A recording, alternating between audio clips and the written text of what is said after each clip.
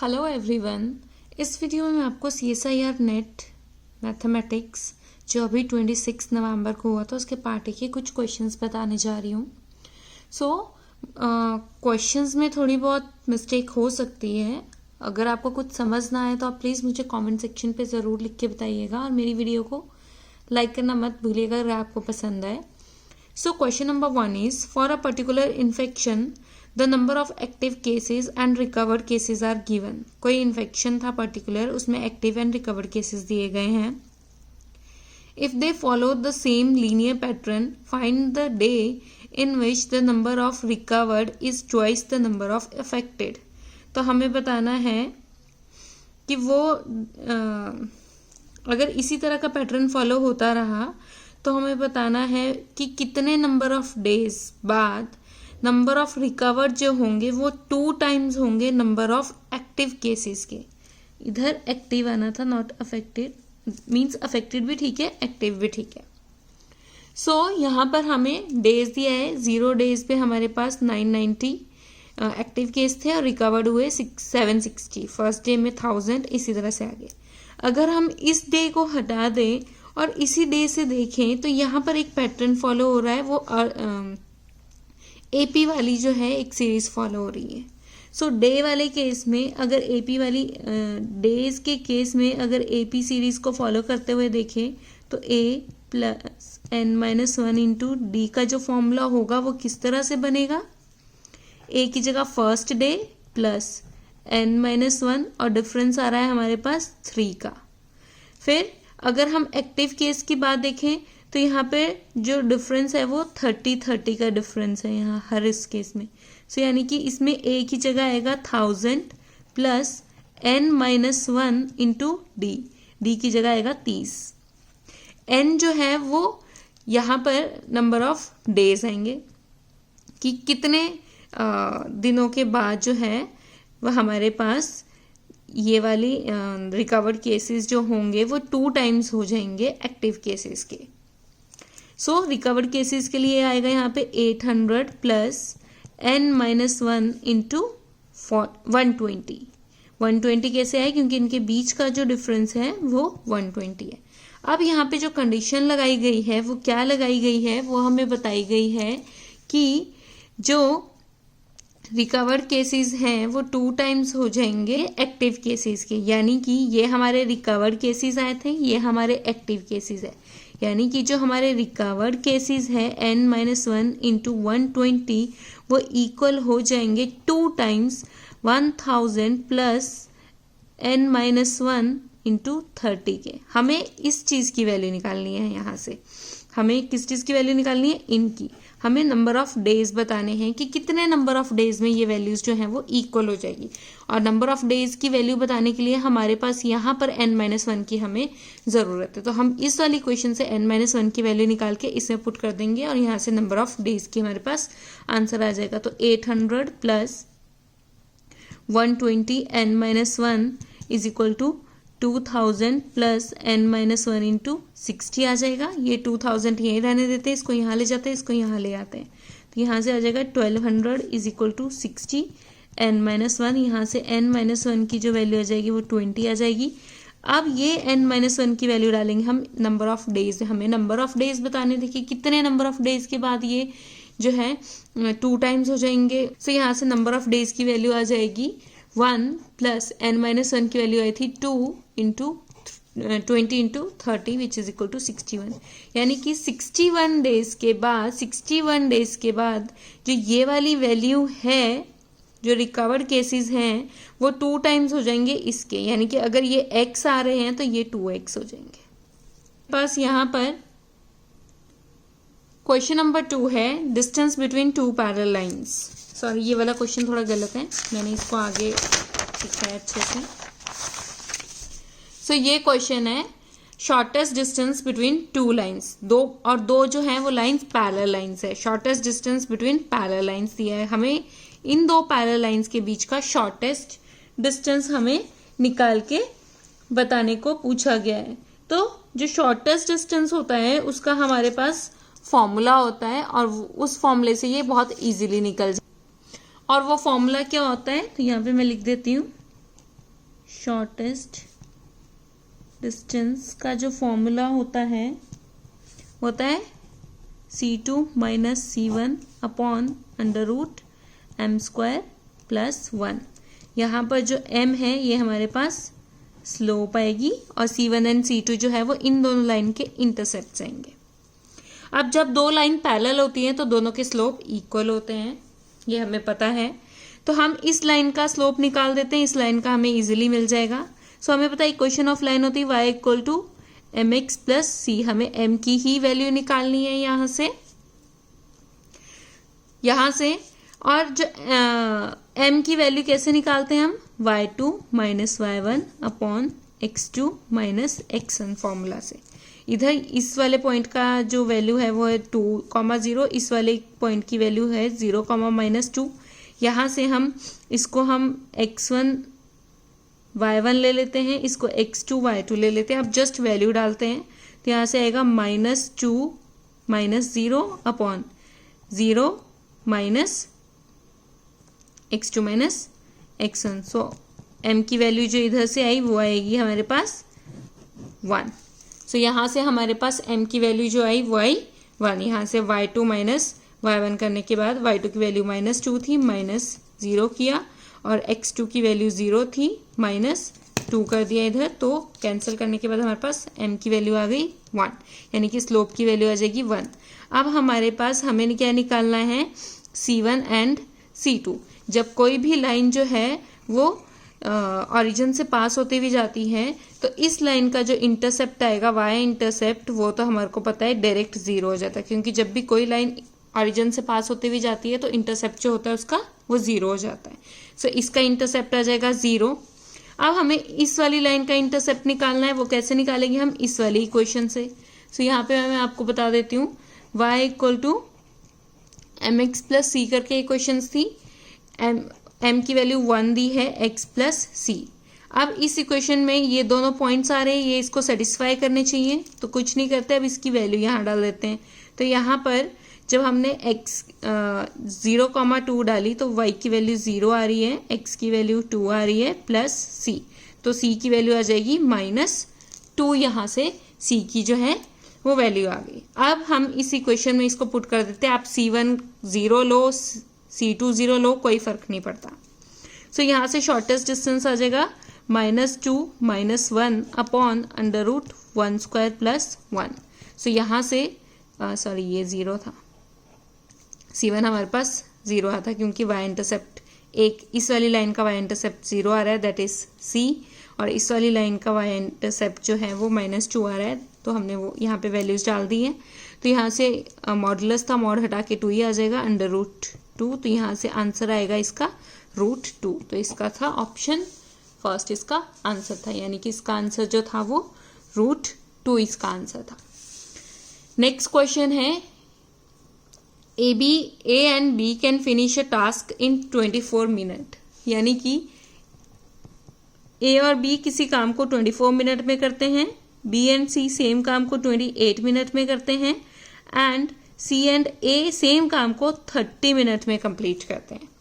सो यहाँ से एक चीज तो पक्का पता लग रही है कि ये C है, ये जहां पर भी आ रहा है वहां पे टाइम ज्यादा लग रहा है। सो क्वेश्चन पूछा है, then who is most efficient. Most efficient का मतलब है कौन ज्यादा जल्दी काम करता है, and who is least efficient, और कौन बहुत स्लो काम करता है। तो यहाँ पर हम देख रहे हैं जो ये C है, यहाँ जब भी C आ रहा है तो टाइम जो है वो इंक्रीज कर रहा है। सो इसका मतलब है लीस्ट एफिशिएंट तो आ जाएगा C। यहाँ से साफ पता लग रहा है कि C जिसमें भी इंक्लूड कर रहे हैं हम, उसमें टाइम जो है वो ज्यादा लग रहा है। A एंड B में 24 मिनट लग रहे थे, बट C एंड A में 30 मिनट्स लग रहे हैं, यानी कि C की वजह से टाइम जो है वो इंक्रीज हो रहा है हमारे पास। यानी कि C जो है वो ज्यादा टाइम ले रहा है किसी काम को करने में, यानी कि वो लीस्ट एफिशिएंट है। तो यानी कि लीस्ट एफिशिएंट तो आ जाएगा हमारे पास C। अब हमें बताना है मोस्ट एफिशिएंट कौन सा है। अब A एंड B 24 मिनट ले रहे हैं और B एंड C 28 मिनट ले रहे हैं, C एंड A 30 मिनट्स ले रहे हैं। सो यहाँ पर अगर देखा जाए A और B और यहाँ पे B एंड C को कंपेयर किया जाए, C की वजह से टाइम इंक्रीज हो रहा है, B की वजह से टाइम इंक्रीज नहीं हो रहा है, और A एंड B में देखा जाए तो टाइम कम है।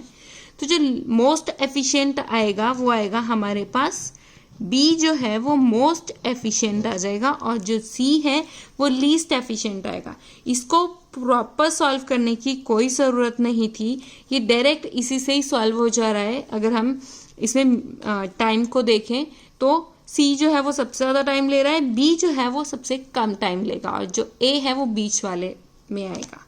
सो इसी वजह से इसका आंसर था B is the most efficient and C is the least efficient. So question number 4 is a tube of length 7 metre and diameter 2 centimetre contain water.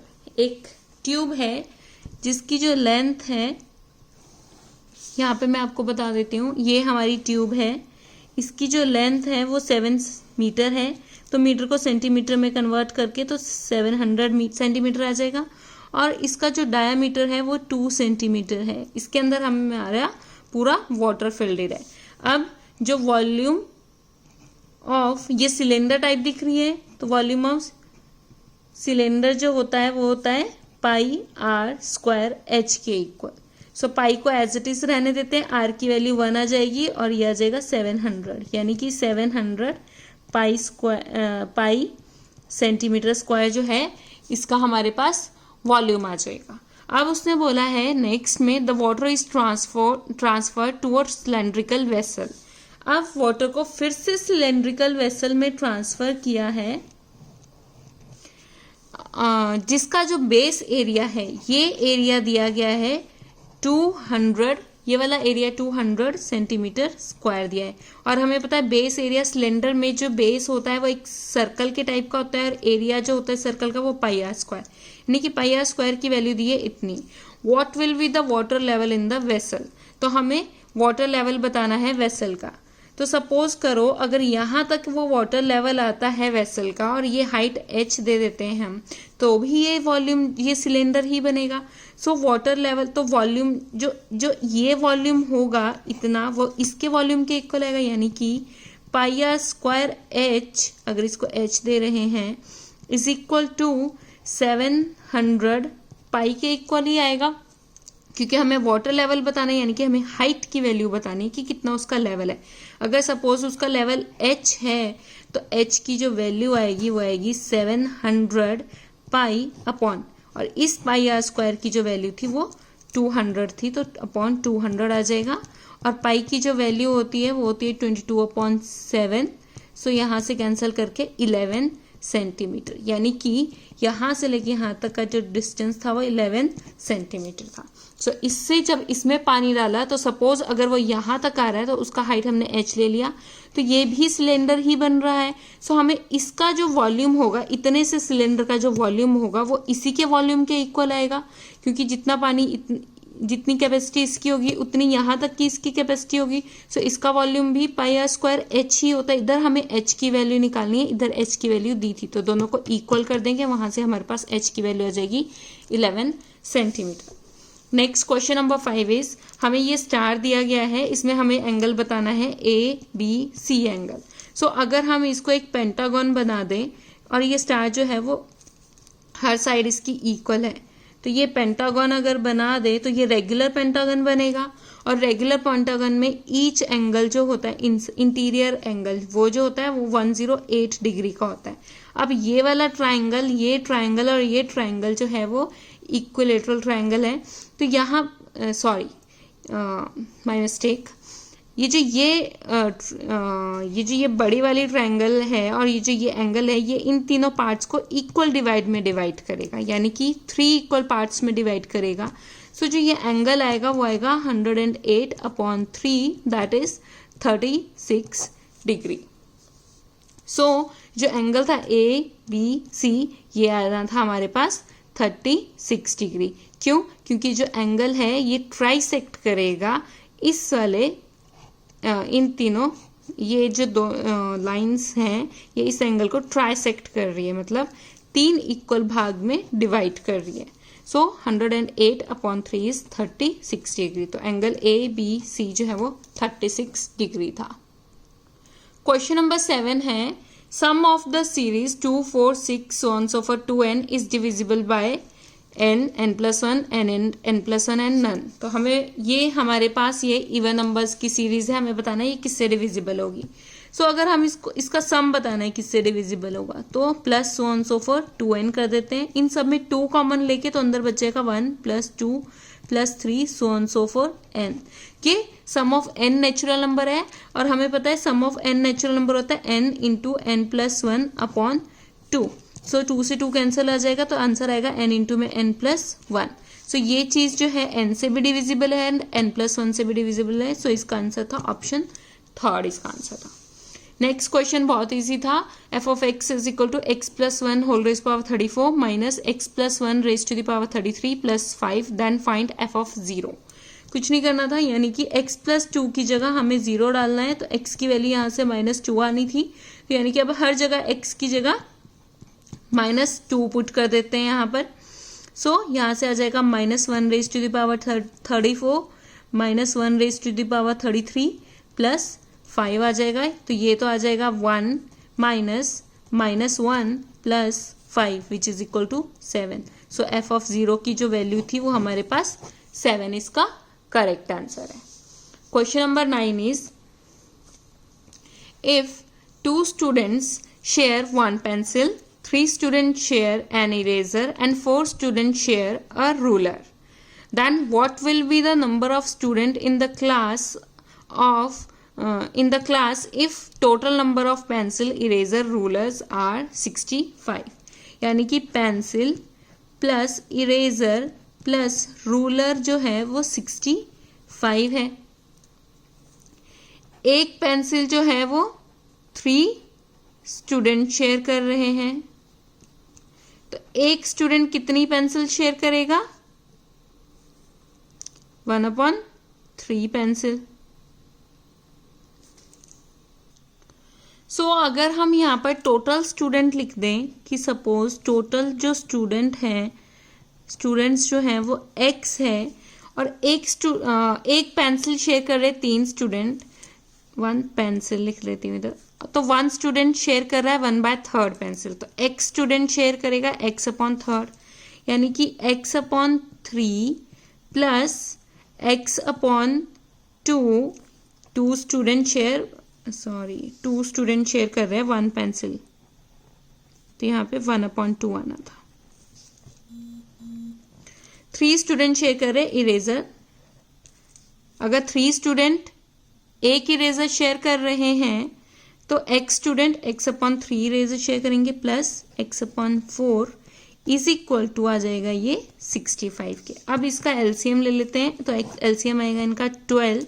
LCM लेने के बाद यहाँ पर आएगा 6x plus 4x plus 3x is equal to 65। इसको आगे multiply कर देते हैं और इनको ऐड कर देते हैं, तो यहाँ पर आ जाएगा हमारे पास 13x is equal to 65 multiply में 12। तो यहाँ से x की वैल्यू आ जाएगी 5 × 12, तो टोटल नंबर ऑफ स्टूडेंट आ जाएंगे 60। ये बहुत इजी क्वेश्चन था, तो इसमें टोटल नंबर ऑफ स्टूडेंट आ जाएंगे 60। सो कुछ नहीं करना था, पेंसिल, इरेजर और रूलर 65 दिए थे, टोटल स्टूडेंट x ले लिए। अगर 2 स्टूडेंट एक पेंसिल शेयर कर रहे तो x student x/2 pencil share करेंगे। वैसे ही 3 स्टूडेंट अगर एक इरेजर शेयर कर रहे हैं तो x/3 जो x स्टूडेंट जो है वो x/3 इरेजर शेयर करेंगे और x स्टूडेंट जो है वो x/4 रूलर शेयर करेंगे। तो तीनों को ऐड कर दिया जाए तो 65 आ जाएगा। सो इनको मल्टीप्लाई एलसीएम वगैरह लेने के बाद यहाँ से टोटल नंबर ऑफ स्टूडेंट जो है वो 60 आ जाएंगे। Next is there is a 200 metre long straight road in which maximum number of poles are fixed at 20 meter distance from each other. Then how many poles must be removed so that distance between two poles is 40 meter? So यहाँ पे एक कोई straight road है, 200 metre का straight road है, 0 से लेके 200 metre, ये हो गया 200 मीटर। बोला है कि in which the maximum number of poles are fixed at 20 meter distance, यानी कि 20 मीटर के डिस्टेंस पे पोल जो है वो फिक्स किए गए हैं। सो यहाँ पर पोल को अगर फिक्स किया कर दिया जाए 20 मीटर के डिस्टेंस पे, ये 80 आ जाएगा। 100, 120, 140, 160, 180। सो कितने पोल्स हुए? 1, 2, 3, 4, 5, 6, 7, 8, 9, 10, 11। तो टोटल जो पोल्स हुए वो 11 हुए। अब उसने बोला है कि then how many pole must be removed so that distance between two pole is 40 metre. कितने नंबर ऑफ पोल्स को जो हमें रिमूव करना है कि डिस्टेंस जो है वो 40 मीटर का हो जाए। सो एक पोल, दूसरा, तीसरा, फोर्थ एंड फिफ्थ, 5 पोल को रिमूव करने पे हमारे पास जो डिस्टेंस है पोल्स के बीच का वो 40 मीटर हो जाएगा। सो इसका आंसर था 5 कि 5 पोल को हम रिमूव करेंगे तो डिस्टेंस जो है बचे हुए पोल्स के बीच में 40 मीटर का हो जाएगा। Thank you so much. अगर आपको ये वीडियो अच्छी लगी हो तो प्लीज़ इसे लाइक, शेयर एंड कमेंट करना मत भूलिएगा। और अगर आपको और क्वेश्चंस के बारे में जानना हो तो प्लीज़ मुझे कमेंट सेक्शन पे क्वेश्चन ज़रूर लिख के बताइएगा, मैं उसका आंसर आपको पक्का दूंगी।